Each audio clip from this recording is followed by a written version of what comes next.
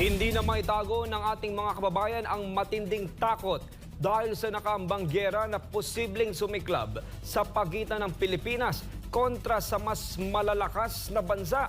Panawagan nga ng grupo, kung hindi ito kayang solusyonan ng kasalukuyang administrasyon, ay mainam na magbitiw na lang sa pwesto si Pangulong Marcos.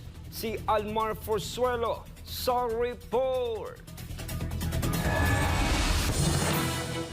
Hindi pa nangangalahati sa termino ang Marcos Jr. administration ay kaliwat kanan na ang mga ginagawang kilos protesta laban sa pamahalaan.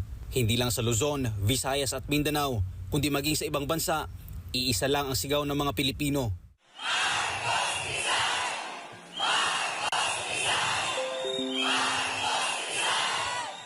Ilang araw lang matapos ang ginawang National Day of Protest nitong 30 ng Hunyo na dinaluhan ng libo-libong Pilipino sa buong mundo, heto at muling nagtipon ang ilan sa ating mga kababayan para ipanawagan ang pagbaba sa pwesto ni Bongbong Marcos. Daan-daang volunteers ng mamamayan ayaw ng digmaan at Marcos Alis Dyan Movement ang nagkaisa para iparating sa pamahalaan ang kanilang mga hinaing. Tatlo ang branches ng gobyerno natin, executive, legislative, tsaka judiciary.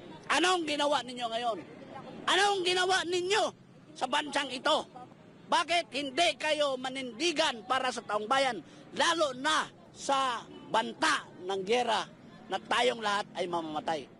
Ayon kay dating Department of Energy, Undersecretary Ben Ranque, kaya nila binuo ang Marcos Alis Dyan Movement ay dahil punong-puno na sila sa pagiging mahina at kawalang resulta sa pamamalakad ng mga nasa kapangyarihan ngayon. Kaya kinasa namin itong Marcos Alis Dyan kasi wala na kaming magawa. Enough is enough. We have had trouble. Enough for the trouble. Marami ng kaguluhan. Mataas na ang kagutuman. Bumalik ang druga. Bumalik ang criminality. Bigas saan? Ang 20 pesos mo. Di ba? Nag-iisip ka ba? Para naman sa dating Philippine diplomat at political analyst na si Adolfo Paglinawan, nanganganib ngayon ang ating bansa dahil sa presensya ng mga Amerikano. Punta tayo mula noong 2001, 2003. Nagpunta sila sa Iraq, ginera nila Iraq. Nagpunta sila sa Afghanistan, ginera nila Afghanistan. Punta sila sa Syria, sa Libya. At ngayon nasa Ukraine na sila. Nako, mga kabansa, lahat ho ng binanggit ko, wasak-wasak. Wasak-wasak na bansa.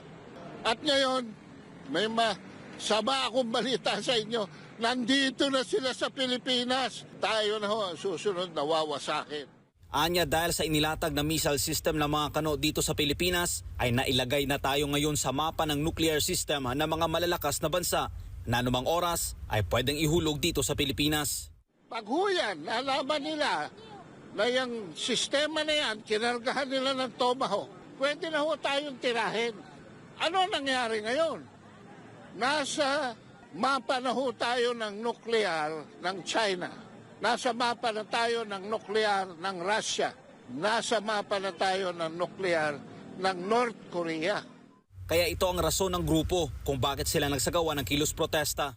Ang Amerikano, same time kaibigan natin. Pero ayaw lang namin ng inyong foreign policy na pupunta kayo dito parang koloni pa rin ninyo kami. You have to ask us, you have to ask the people.